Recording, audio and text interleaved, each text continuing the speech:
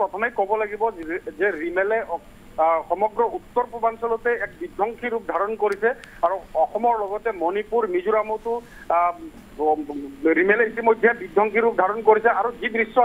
ND24 দৰ্শকসকলে প্ৰত্যক্ষ কৰি আছে এয়া মণিপুৰৰ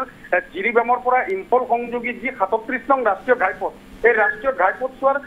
চেনাম নামৰ গাঁওখনত আজি পুৱাৰ ভাগতে ভয়ংকৰ ভূমিস্খলনৰ ঘটনা সংঘটিত হয় য'ত পাহাৰৰ পৰা নামি অহা পানীৰ ঢলে এছোৱা পথ খহাই নিয়ে আৰু ফলত সেই পথেৰে আহি থকা এখন মালবাহী ট্ৰাক এখন নিমিষতে এই পথৰ পৰা কেইবা ফুট তললৈ বাগৰি পৰে আৰু এই ঘটনাটোত শেহতীয়াকৈ আমি যি তথ্য লাভ কৰিছো ঘটনাটোত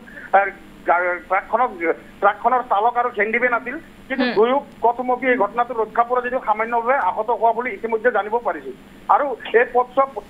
বৰ্তমান সম্পূৰ্ণৰূপে ব্যাহত হৈ পৰিছে যাতায়াত প্ৰশাসন বা তাৰ স্থানীয় বিভাগসমূহে এই পথছোৱা মুকলোৱাৰ বাবে যথেষ্ট তৎপৰতা তেওঁলোকে গ্ৰহণ কৰিছে কিন্তু যিহেতু নেৰাণৰ পৰা বৰষুণ দি আছে বা প্ৰবল বৃষ্টিপাতৰ বাবে কিন্তু পথছোৱা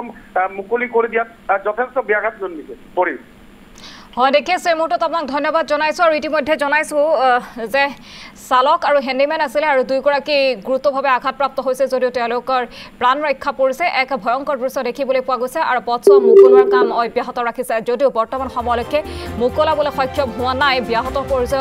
আৰু আমি সেই দৃশ্যখন আপোনালোকক দেখুৱাইছো এক ভয়ংকৰ দৃশ্য দেখিবলৈ পোৱা গৈছে প্ৰবল বৃষ্টিপাতৰ ফলতে পাহাৰৰ পৰা খহি অহা মাটিৰ ফলতে এই ঘটনাটো সংঘটিত হৈছে আৰু পথছোৱা সম্পূৰ্ণৰূপে অহা যোৱা কৰিব নোৱাৰা অৱস্থাৰ সৃষ্টি হৈছে পথছোৱা সুচল কৰাৰ প্ৰয়াস অব্যাহত ৰাখিছে যদিও বৰ্তমান সময়লৈকে সক্ষম হোৱা নাই পথ খহি কেইবা ফুট তলত দ সময়ত বাগৰি পৰে এই মালভৰ্তি ট্ৰাকখন পাহাৰৰ পৰা নামি অহা পানীৰ ঢলে খহাই নিলে এই পথছোৱা জিৰিবাম ইম্ফল সংযোগী 37 নং ৰাষ্ট্ৰীয় ঘাইপথত এই ভূমিস্খলনৰ ঘটনাটো সংঘটিত হৈছে মণিপুৰৰ চেনাম গাঁৱত সংঘটিত হৈছে এই ঘটনাটো আমি সেই দৃশ্যাংশ আপোনালোকক দেখুৱাইছো আৰু নেৰানেপেৰা বৰষুণৰ ফলতে এই ভয়ংকৰ দৃশ্য আহি পৰিছে মণিপুৰৰ পৰা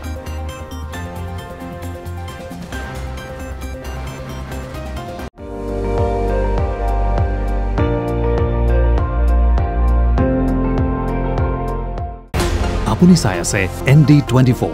সৰ্বশ্ৰেষ্ঠ নহয় সৰ্বোত্তমৰ দৌৰ